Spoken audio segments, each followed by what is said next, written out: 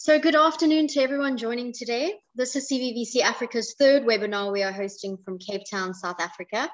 We've hosted Cardano and we recently had Polkadot, and now we will hear all about Partisia Blockchain. Generally, we host these meetings once a month, but with all the public holidays in April in South Africa, we thought it best to kick off again now in May. Just a note for those that live in South Africa, we have load shedding scheduled at 6 o'clock, so there will be a hard stop. But if it does end abruptly, we apologize in advance. And again, this session will go up onto our YouTube channel, so anyone that's missed it can go back there. Gideon has just shared that URL, so you can always just copy that into your web browser. Okay, great. So at the end of the webinar, we'll also open the floor to questions to our key speaker, Brian Gallagher. If you wish to write a question in the text box for CVVC, Brenton and Gideon are there and they are waiting for your questions. So we really encourage you to keep the conversation going. Ask us questions and let's network as if we are in the same room together. CVVC Africa has been making waves since we last met. Gideon and Brenton are going to tell us more about that. And the community is really growing. So if you haven't already joined our Telegram group, now is the time to join. Tell us who you are and what you do. If you're a startup, we have this great opportunity. Every Friday, we basically tell about a new startup, what they do, and we feature you, and it's really exciting. And it's also a great way for you to get out there and for our community to get to know you. So if you'd like to find out more about that and how to feature, please get in touch. So we are so excited to have Brian Gallagher here with us today. Thank you so much for joining. He is a co-founder at Partisia Blockchain. Brian has built companies from ideas to tens of millions of dollars and is a world-renowned startup investment accelerator. But before we learn more about Partisia Blockchain and hear it from Brian, let's meet David Long. David is a principal with CVVC Global in Switzerland. Welcome, David. He'll be discussing CVVC's investment thesis and their focus.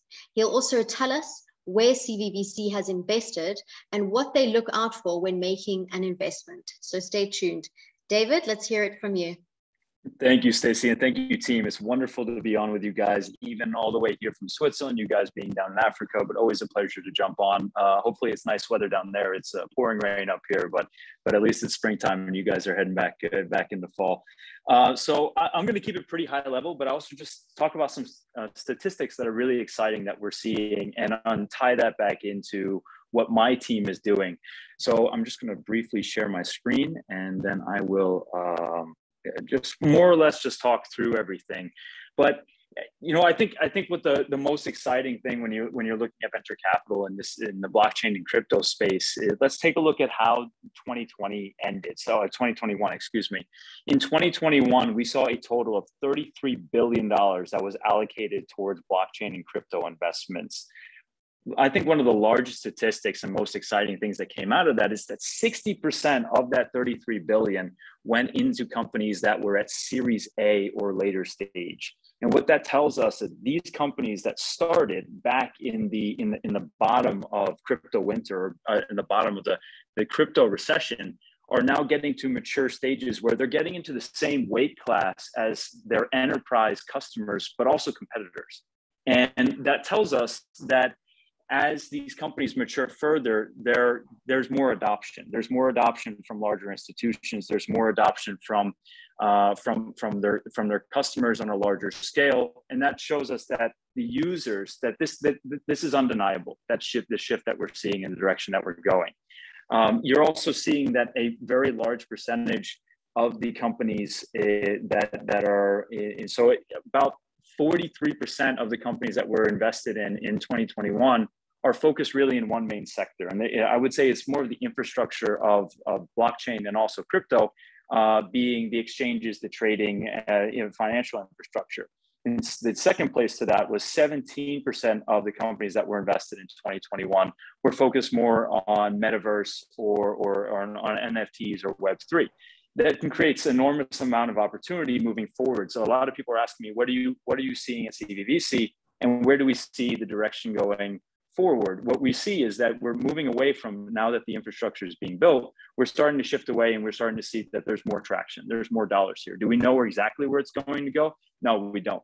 So if I bring it down to where CVVC is in terms of an investment perspective from our own firm's level, we're a firm that got started in 2018. We have done 46 investments across 12 industries, and we in 21 countries now. Sorry for the hesitation there, because we have actually incubation program going on right now, so we've added a couple of countries, but a total of 21 countries across 4 continents. And if I'm going to show some brief things here. So if there's a lot of questions around how institutions are starting to adopt that, and you're starting to see that family offices are adopting that. That's kind of the square that you see on the right, and that endowment funds and also pension funds are starting to allocate more money towards private equity and venture capital investments. But if flipping on further, the point that I'm making is that the venture capital VCs have massively outperformed the traditional VC space. So if I'm bringing it all back together, you see this massive amount of money in 2021, the $33 billion, and 60% of that going to larger companies. And you're seeing a wider and larger adoption across larger institutions. And you're seeing that the performance, the return on that investment from within venture capital portfolios is outperforming. Naturally, the title here says outperforming the S&P, but you see that dark blue line is a global VC. It's outperforming VC, yes, in the short term, but there's huge amounts of money that are going into this.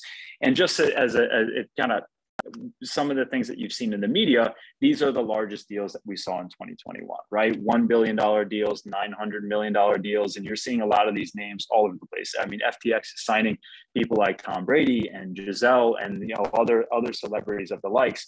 The adoption and the excitement and the craze, it's here and it's growing, and it's only getting further. And a lot of people who have previously said no to the opportunity that crypto and also blockchain is creating, you're starting to see them change their narratives, right? So that a week ago, you saw Goldman Sachs came out with the first loan that was backed by Bitcoin as a collateral. That is enormous. That's huge on many, many scale, because what that says is not that it's coming out with a product that's an adoption. It says that a major bank that denounced it for quite a long time is looking at Bitcoin as a safer, not necessarily investment, but safer asset to secure their loans on. And just a little bit of our process here and how we look at it. So I'm kind of flipping through something that we have. But then, so how do we really get started is we start from the ground up. So at CVVC, as I mentioned, we've made 46 investments across 21 different countries. We do that from pre-seed level all the way up to seed level. And our average investment size is about 250 to 500,000. And we start with the pre-seed being our incubation program. So we have the boot camp, which is actually going on this week. So we've been very hands-on with companies that are entering into our incubation program. They're going through sessions with a lot of experts and a lot of mentors. And then they're going to spend the next 9 weeks after this week just going through and getting investor ready. So it's really exciting things that we're doing here. This is a brief snapshot on all the different countries, everything that I mentioned already. And then the 12 industries that we vested in right now. And a brief overview of our investment portfolio. I think that's a pretty high level of where we are as a firm.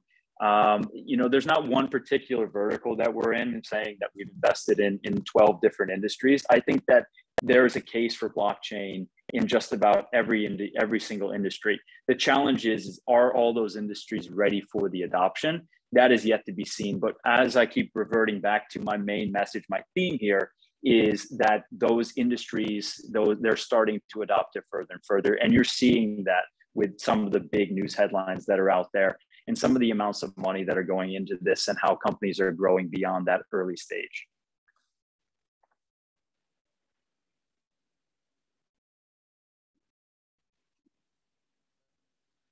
So that's just so giving a very brief overview.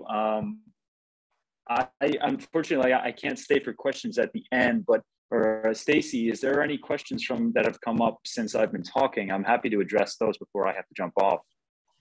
There actually haven't been any questions, but I can ask the audience now if there's any questions that you want to ask about adoption and investments, or which industries are, most prominent in this space. I can open the floor now. Otherwise, yeah, David, if people that would have be perfect questions, since I have to jump. Yeah, if people have questions, I can always put you in touch with them and get their emails, and I can start that conversation as well. So it's no problem. Okay, but thank you, David. We really appreciate your time. It's a very exciting space to be in, and I'm sure it's great for you to see which industries are high in that space and which ones are slowly coming across. Which region, here's a question before you go, wait. Which region has seen the biggest increase in deal flow? There you go. Well, I would certainly say the United States, but Africa, the United States, because of access to capital for sure. But Africa is, I would say, is right up there because of how much of an opportunity this creates. Blockchain and crypto, meaning, creates for that continent. Okay, great. Okay, great, David. Thank you very much. And all right, thank you, guys. Hope to stay in touch. Okay, and now for a quick update on CVVC Africa. Let's hear it from Gideon, the Managing Director of CVVC Africa. What's been happening, Gideon? Cool, yeah, thanks, Dave. So as Stacey mentioned in the beginning of the webinar, this is the third one that we've had. The whole idea of this webinar is to really have this transference of expertise from big international organizations like Partisia Blockchain to really educate and grow the ecosystem in Africa. On that note, of course, we don't want to have too much repetition in the webinars that we have.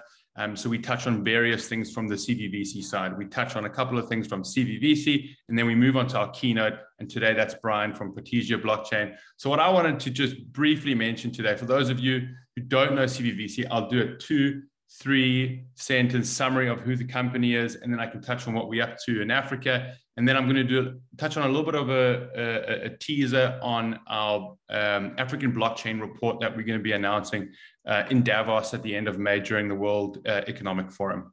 So CVVC, who is CVVC? It stands for Crypto Valley Venture Capital, right? We launched in 2018 in Zug.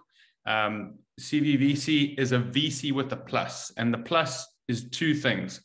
Number one, we have an exclusive mandate to invest in startups that utilize blockchain technology, and that's in the form of equity and tokens. So we have a pretty loose mandate in terms of the verticals that we focus on, but very strict in terms of the technology that we're investing in, which is blockchain and crypto, and that's where we see the futures in the Web3 realm. The other plus, which is almost even bigger, is the CV Labs part of our business. CVVC being the investment vehicle, CV Labs is the ecosystem business that really adds a lot of value to our portfolio companies. The VC landscape is becoming more and more competitive. Each year, there's more funds popping up, and startups are starting to question who they bring on as partners. VCs are now pitching to startups, not the other way around, because they're looking for partners that can add value. And the value that we add is really from our ecosystem business, which is CV Labs, where we can integrate our portfolio companies with a global ecosystem. And we do many things from CV Labs. We have co-working spaces, we do advisory, we do reports, we have startup pitching competitions, and we do a lot of events. If you're in Cape Town, we have an event next week with Luno. So hit us up. I'll pop my email address once I finish speaking. You're welcome to DM me on Telegram. I'll put those details on there as well. And we want to just be, we look at the old startup world as competitive. We see the blockchain world, specifically in Africa, as collaborative. So we encourage everyone to just get in touch and join the community on Telegram as well. So what's been really exciting with Africa, two things. Number one is that we've just launched our co-working space at the waterfront. For now, it's completely free for you to come and join us. So if you are in Cape Town, in South Africa, you can come and join us at our co-working space at the waterfront here in Cape Town and work with us. We want to chat to you, we want to get to know the businesses, we want to collaborate. We can help you and introduce you to our ecosystem, whether it's government, whether it's blockchains like Partisia, whether it's investors or corporates or associations. And that's really what we want to try and do, is encourage people to come and sit down with us to and to participate in our ecosystem and to have that collaborative effort of growing the blockchain community on the African continent. We're very focused on South Africa at the moment. Our investment landscape is pan-African. So we've made investments from Egypt to South Africa. In there is Ghana, in Nigeria, Kenya. Where we see a lot of deal flow is Nigeria, Kenya, and South Africa. We will be opening offices in the very near future in Kenya and Nigeria as well. But at the moment, we've just launched the office in South Africa. So that's just an invite for everyone. If you're in South Africa, come to our offices. And now I'll touch a little bit on our report. So we're really excited about this report. I'll just share my screen quickly and give you some more information on that. Give me 1 second. I want to share all my Telegram conversations with everyone.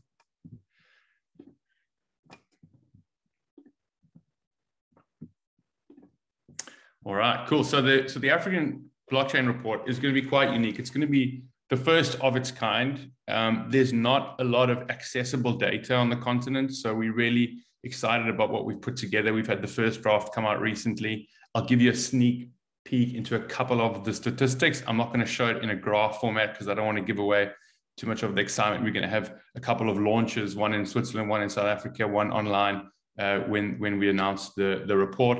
But it really reveals a lot of really interesting data on the continent, which hasn't been done yet. So previous reports, we have done a lot of other reports as well. We've done a digital asset management report. We've done a top 50 report, which covers the top 50 crypto and blockchain organizations in Switzerland. We've also done a global report recently as well. Of course, we have a lot of partners in this report, and I'll touch briefly on some of the partners that we have in this one, but we've got the Africa's biggest bank, Standard Bank, sponsoring our African report. We've got Binance involved, Harmony, Certic, and the Swiss government as well. What's really unique about this report is the setting that we're going to be announcing it. So we're going to be doing it at the Blockchain Hub in Davos, right on the promenade whilst the World Economic Forum is going. So the announcement will be on the 23rd of May, and there's an exclusive PR release from Cointelegraph as well, and we'll be having some more launches beyond that. If you want to jump on our community on Telegram, we usually post a lot of the stuff that we're doing if you want to keep up to date with that. So what's going to be in the report? As you can imagine, a lot of different things, right? So regulatory overview, globally, there's a lot of interesting things going on for regulation. Recently at the Bitcoin Miami conference, they spoke about what the next trend will be, and they said that's going to be regulation. That's going to be coming soon. We speak a lot about some of the funding statistics in Africa. Being an emerging market, of course, we're seeing a lot of picks and shovels businesses coming out the fold, and tokenomics and token-enabled businesses will soon follow. But a lot of exciting data on the increase of startups in the space, the increase of international capital flowing into the continent. So there's some really interesting data on that as well. And I've got some data that I summarized briefly next to me here, and I'll touch on some of that just to give you a bit of a teaser into the report. So African venture funding so this is just general funding that gives you an idea of the landscape in Africa. In 2019, it took 11 months for $1 billion to be invested into startups on the African continent. In 2021, it took 8 months. And this year, it took only 7 weeks. Last year, startups in Africa raised $5 billion. This year, we're anticipating 10, which is a double increase on the amount of capital that went into startups. It will probably be more, but that's a conservative estimation. So this is just general venture funding, and then I'll touch on some blockchain funding. African startup funding increased by 239%, which is incredible. It really just shows you what's happening on the continent.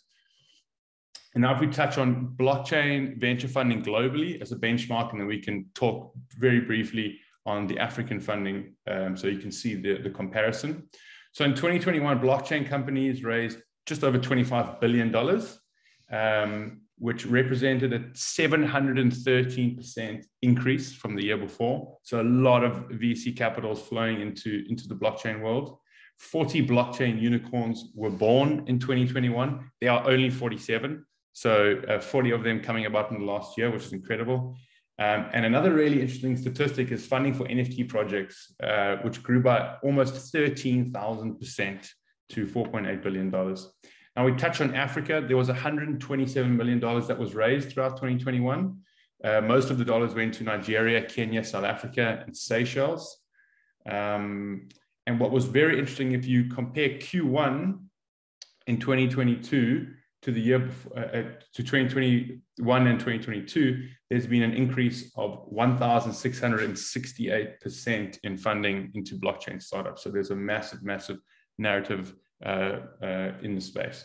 We also saw the biggest blockchain funding round in Africa recently from Valor, the South African and African exchange. They closed a $50 million Series B. And there's a lot of other exciting data and infographics in the report, but I won't go too much into that. So it's just an invite for everyone to collaborate, in our community, and we'll be keeping you up to date with more events that are happening, more webinars, in-person events. We'll be doing things in North Africa as well. But feel free to DM me or have a chat with me anytime.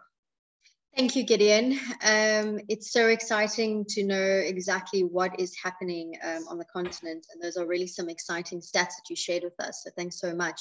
There was one question from Michael, but I feel like you did actually answer it. And he had just said, how does CV Labs uniquely add value to startups, specifically in Africa? So Michael, to answer your question, we're going to be hopefully we will be opening up in Kenya and then moving into Nigeria. Let us know where you're based and we will keep you posted how we do that growth. But if you're ever in Cape Town, we have a lot of events happening here and we'd really love to meet you. Amazing. Thank you. Okay, so now for our main event, we welcome the co-founder of Partisia Blockchain, Brian Gallagher. Brian, please tell us all there is to know about your protocol, the success of how it came to be, and just share all that knowledge and yeah, over to you. Sure, thanks so much for the invitation to speak today. And it was really great to hear all the cool things going on, Gideon, so appreciate that background. So today what I'll do is I will walk everyone through the history of Partisia and Partisia Blockchain, how we got to where we are today, and how some of our layer 1 and layer 2 technology is being used specifically to tackle major issues such as counterfeit medicine, which is unfortunately a massive issue on the African continent. Over 40% of pharmaceutical drugs in Africa are actually counterfeit. And a horrifying number that comes from as a result of that is the amount of deaths per year that are occurring on the African continent from counterfeit medicine that ends up being poisonous. It's actually over 1 million people a year. So it's really a sad thing. And we can use blockchain and partnerships with the big pharmaceutical companies as well as manufacturers of bottles and labeling to really give the user the ability to check their medicine bottle each time they purchase it and ensure that it hasn't been counterfeited or tampered with along the supply chain. So that's just one amazing use case in Africa that we are working on in partnership with a company called Original, and they have signed an agreement with the, there's a lot of different agencies. This one in particular is the North African Free Trade Agreement, which the African Continental Free Trade Agreement Secretariat. And so that includes 54 nations who have signed on to this initiative. So when it rolls out, it's going to be called Healthies on Partisia Blockchain, and it's going to be rolling out to these African countries with the official sponsorship of the government officials. So it's a big, big project and use case that we're proud of. So hoping it's going to be live around October. Then in addition, I can also talk a little bit about another use case that we're partnered with, which is with an NGO that I can't name yet. But essentially, right now, a lot of aid comes in the form of cash. But using Partisia Blockchain, you can actually issue digital stablecoins in private smart contracts, so that you can't track where the funds go from a public blockchain perspective, but the auditors and the issuers can track everything. So it's a way to remain compliant and regulatorily secure, so that there's not, secret transfers of funds moving around that are undetectable, which could turn into criminal, activity. But this is a unique feature based on our privacy technology, which I'll sort of talk about. So that's the sort of long intro. So maybe I'll just share my screen and give a bit of background on the history of Partisia. So we are based out of Zug, Switzerland, the Partisia Blockchain Foundation. It was opened in October of 2020. Since then, we've raised just under $50 million in a pre-sale before our network goes live to build this incredible layer 1 blockchain, which addresses not only the use cases we talked about, but from a competitive standpoint against other layer 1 blockchains. The idea is that we are, have the most scalable blockchain using sharding technology for the to address scaling. We have extremely secure interoperability using MPC and threshold key signature management schemes that are typically only available in private settings with a company maybe like Fireblocks. So we're bringing that technology to public blockchain. And then of course, privacy, which I'll talk more about. But just to kind of give a brief historical here, basically humanity has gone from religious and behavioral enforcement to nation states and legal enforcement. And now we're heading into a future where we see networks and cryptographic enforcements as the means of really regulating human behavior and economies. So sort of removing middlemen and biased influences and placing it into predetermined code and law as a system rather than a sort of human governed selection process. So Partisia, the big innovation we bring is the ability to find results on secret data. So computing on encrypted data would be the more technical term.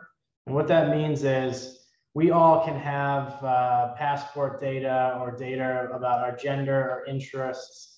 Let's think about Facebook. When someone places a Facebook ad and they target different interest groups and age and demographics, Facebook is hoarding all of that data in one database that they control. And then it's basically a single trustee of the data, right? So if someone hacks the Facebook servers, they could technically expose all of the user data. And we've seen that happen with the Sony hack, and even governments have been hacked. So it's a big problem. But with Partisia and the MPC technology we have, we're able to keep data encrypted and secret at all times, but still yield the results from within that data. So you could target an ad that every user maybe maintains their own data as a secure encrypted file on their device. And we would be able to detect who would be a match, and then the user could grant access, to see an ad, for example. So it's about taking systems that are centralized and in one place, and then distributing all the info and value back to the user where they control access to their own data. And so we can kind of dive into the different use cases around that technology a bit later. So we'll come back to that. The second major innovation is MPC, multi-party computation. So when I talk about sharing secret data, you hear the term zero knowledge proofs a lot in the blockchain industry. And what that means is you could, use Monero, which is a privacy coin as an example. I could send my friend Monero, and only we know that we share the secret that we transferred each other those funds. But with zero knowledge computation using MPC, we can have secret data shared amongst hundreds, thousands, or even millions of different parties. So you could have like a secret NFT auction where all the bids are kept secret, so you can't see someone bidding up the price. So you can't bid against yourself to trick the market and bid up the price. It would secretly keep all the bids sealed, and then at the end it could reveal the winning bid. So that would eliminate, maybe corruption and collusion in a market. So that's just one simple use case to understand. The history behind Partisia is long and extensive. It goes back all the way to the 80s when one of Partisia co-founder, Ivan Damgard, got started in the field researching MPC.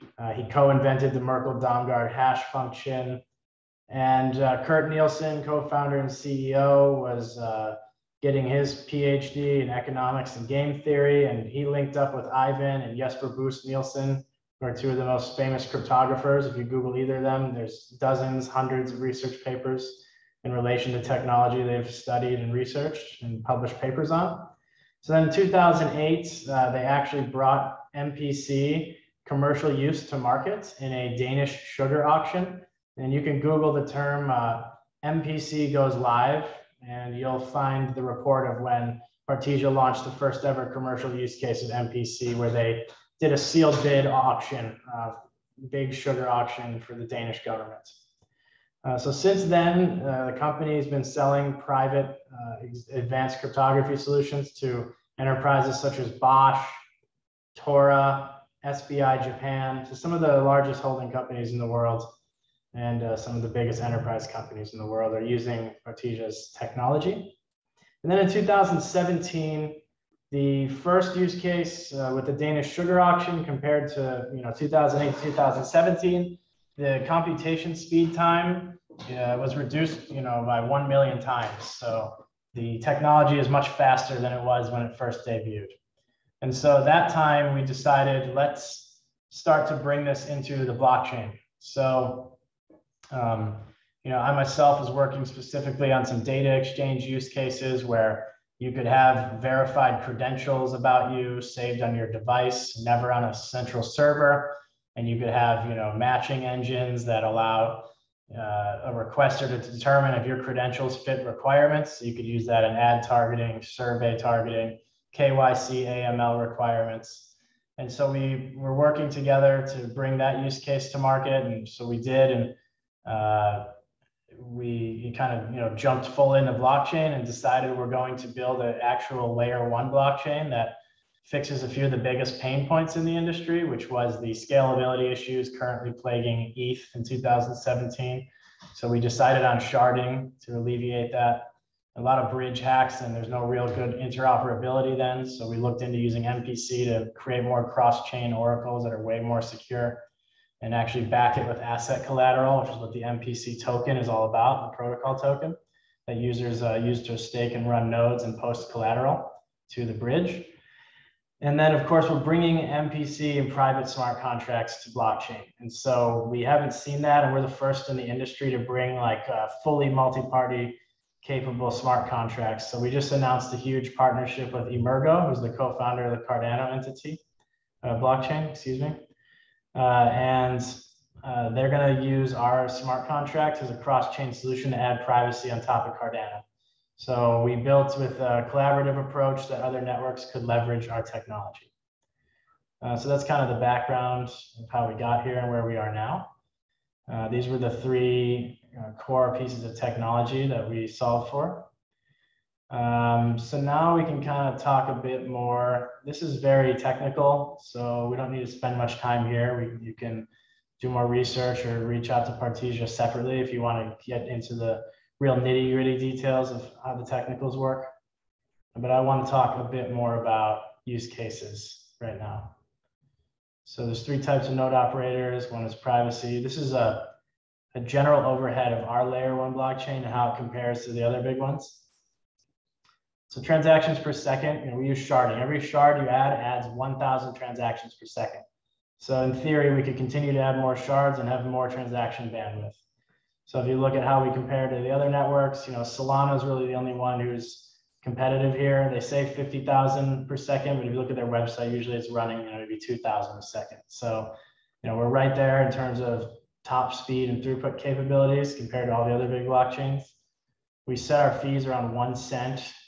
It's actually 5 cents per kilobyte.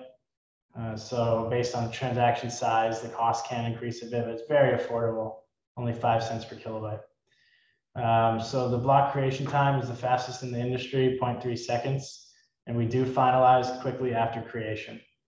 But then there's these 5 areas that are unique and standalone that the other chains don't have. So sharding, for example, we've already discussed that, but MPC as a service, allowing other networks to stake the token and leverage the smart contracts cross-chain, and having these privacy smart contracts, that's what really makes us unique. And that's what enables the big use case like digital currency, for aid zones in Africa. You can run that in a private smart contract because it's a very dangerous situation when you go into Africa and you hand out bags of cash to the locals. Usually what happens is as soon as the NGO leaves, there's a roundup from maybe a local, warlord or criminal gangs who then come and, physically take the money that was just handed out. So if you were to put everything on a blockchain, you could imagine those same people would find a way to track the money. But when you put it inside a private smart contract, it gives the NGO the ability to still see what's happening inside their own smart contract, but it stays off the public blockchain. So it really protects the people who need it most, so that there's no trail of that they received money or where they end up spending it. And you can hand out this money instead of cash in the form of QR codes. So smartphone adoption is now big enough across Africa where this solution is feasible. So we do have a particular focus here. We talk about connecting networks. That's about the cross-chain smart contracts. We do have our own launch pad, so we do launch kind of and work on our own projects, or at least in partnership. So Healthies, the counterfeit medicine detection, we're actually playing a role in the development. It's not just a third party leveraging our blockchain. We're actually helping build and integrate everything as well. But we have this big focus on SDG flagship projects. So the private eCash for humanitarian aid.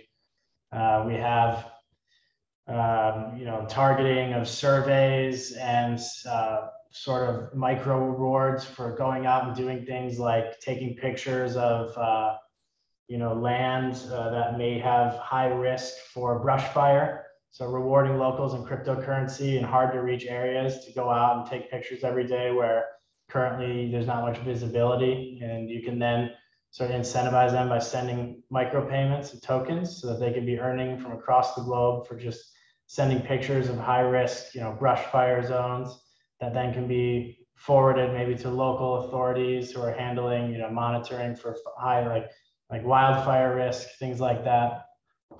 So that's kind of an exciting thing about our projects. We're doing big impact use cases. And then there's also, you can imagine other use cases like whistleblowers. So blowing the whistle on fraud. We're able to keep it completely secure, who's blowing the whistle, where it's coming from. You can create private smart contracts to receive information that can obfuscate where it came from. So that's a really exciting use case. Healthcare networks, we can keep people's healthcare data completely secure and anonymous, but allow them to get connected to the right, maybe virtual care they would need without identifying who they are. Because again, unfortunately, on the African continent, it's actually dangerous in a lot of countries to be known that you have HIV. You get treated as a lower class human. So people are afraid to come forward and ask for help and seek aid. So with this technology, you can better secure their privacy so that maybe they're more willing to get help and actually receive help that would have been too dangerous to seek in advance and can potentially save lives. We also did a really cool partnership with red.org. It's a very famous charity. I don't know if you've seen the red iPhone or the red Toyota car. Essentially, if you buy a red iPhone, part of the price you paid goes to Red Charity, which is all about solving for HIV in Africa. And now they have a big agenda to deliver vaccines and therapeutics for COVID to places in Africa that haven't received anything. So we launched their first ever red NFT for charity and gave pretty cool utility. If you donate to the charity by buying the NFTs, you get guaranteed access into our public sale, which is oversubscribed and very limited. So by making a small donation, you get to join our projects. And if you continue to hold the NFT, you'll be able to join our Launchpad projects as well before the rest of the public. So it's kind of some cool utility there. And we're continuing to add utility to this NFT as it goes. So demonstrating you can raise money for charity with NFTs has been a really fun process. And it's been super cool to bring Red into the blockchain. They're a member of our partner of the Global Fund, who's our big partner, one of the largest NGOs in the world, who's made a lot of these connections possible. So this is just kind of where we're at. I mean, in May 31st, everything goes live. So everything works on testnet, we're feature complete, but on May 31st, everything actually goes live. And then in June, we continue to add more robust privacy to the smart contracts, and the whole zero knowledge system gets turned on. And then we just have a longer roadmap extended all the way out till 2025, when everything is completely, just working at its maximum capacity, particularly in the scalability, privacy, and interoperability verticals. And then, so here's some applications. That's a general overhead. One thing we did was a privacy preserving COVID passport. So kind of about protecting patient identity in healthcare, be able to get issued, if you get a vaccine, rather than putting you in the public database, it can save to a local credential on your phone that's part of the government system. So you can be verified without needing to disclose the identity of who you are, for example. This applies for all types of medical use cases. If you had HIV or different diseases that maybe were assigned to your private healthcare files, you can actually sort of maintain this in a more secure setting. So that was live in Switzerland and was used in a few cantons. Now that COVID is winding down a bit, I don't think it's being used anymore, but the point is, it's about, really just minimizing the use of your private information or identity whenever doing, health checks or credential management. We have a search engine building, which is pretty cool. So it's basically saving all the user's search engine locally into their devices or maybe their extensions. So you can sign in with a Partisia wallet, and all your search history sort of saves encrypted and builds a profile on you locally rather than on a server. So you can imagine the ad targeting would then be a whole different model. Rather than using a central database, it's more of a garbled circuits, zero knowledge snark matching engine, which can pull all the connected devices on the blockchain smart contract. Data exchange, this is something where I was talking about how you could do a survey, or you could have someone go out and receive micro payments for doing things like taking a picture of wildfire zones and submitting it. This is more of the financial industry. You can use our technology to basically close order books. You can hide all the bids and asks of an order book so that there's no spoofing in the markets, but you can still match trades based on buy and asks in a secret pool. So this is like an secret auction pool used by Provable Labs that we built for them. Financial fraud detection is huge. Basically, you can get a lot more data and analytics out of transactions without violating privacy. So banks can start to share more data with each other and determine, fraudulent transactions like money laundering or just, generally illegal activity that right now is a bit concealed behind the, secret of banking laws. So you can get more data out of the secret data that needs to stay secret. And then right here is the eCash use case. So again, it's just really about delivering aid in a private smart contract where it can be regulated and managed by whatever entity is in charge.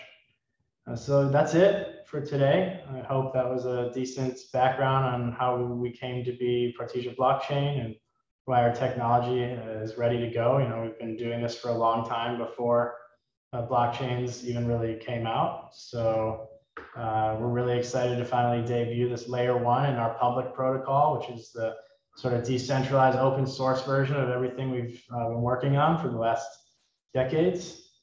So would love to answer any questions or receive any feedback. Thank you so much, Brian. That was just so awesome to hear the history of Partisia and just that it has been going for so many years. I've got a lovely message from Michael. He said, love this, Brian. I'm working on a layer 1 in the Cosmos ecosystem as well to tackle similar issues, leveraging decentralized identity technology. I'd love to chat further. So Michael, I suggest you definitely get in touch with Brian. I'm sure there's a great conversation that needs to be had there. It was just so fantastic, Brian, to hear about how, Partisia is working to keep the African continent feeling safer, and the counterfeit medicine, and just working on all of those issues, it's really awesome to know that there's been such a great impact and that you guys have essentially been saving lives.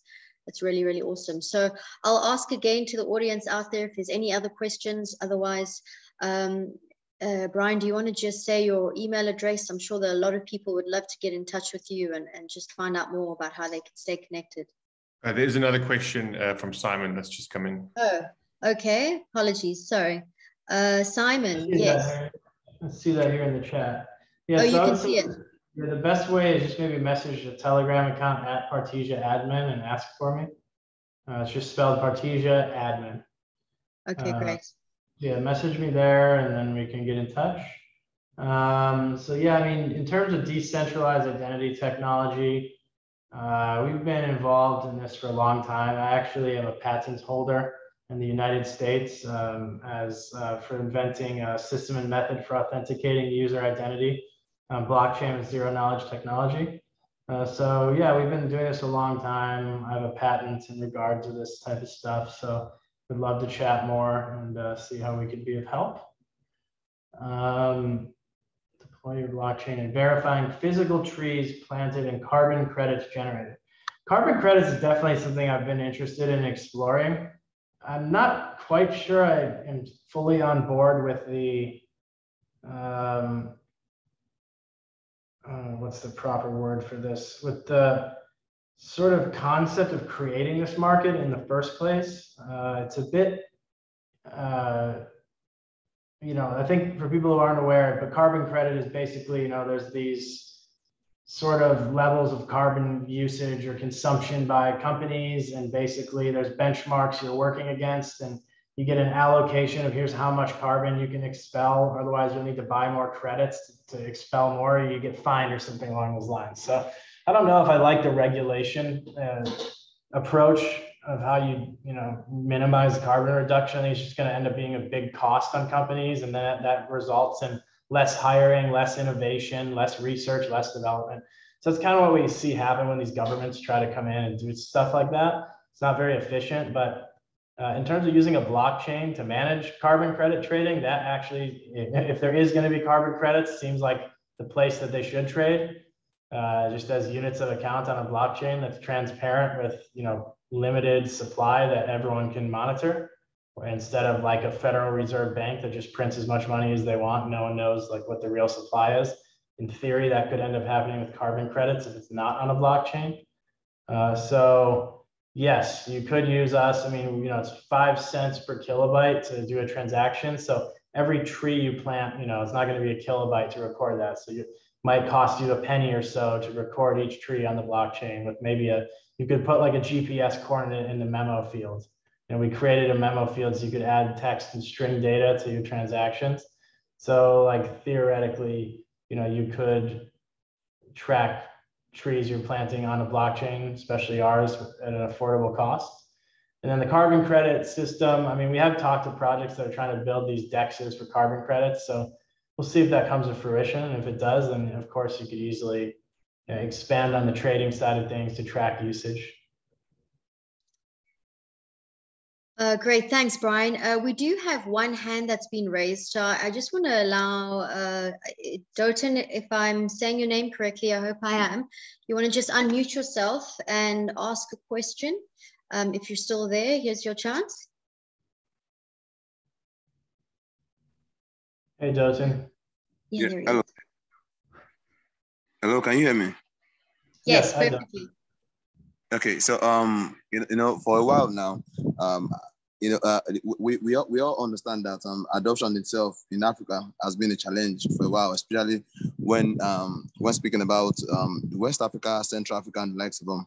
So do your project have the structures in place to bring about I mean, utilizing all the populations we have all over Africa for your project? Yes. So if I understood correctly, I think the way you need to, like, you know, if you expect people to log on to a computer and download a Chrome extension to be able to use a wallet on the blockchain, that's not going to scale very well, right?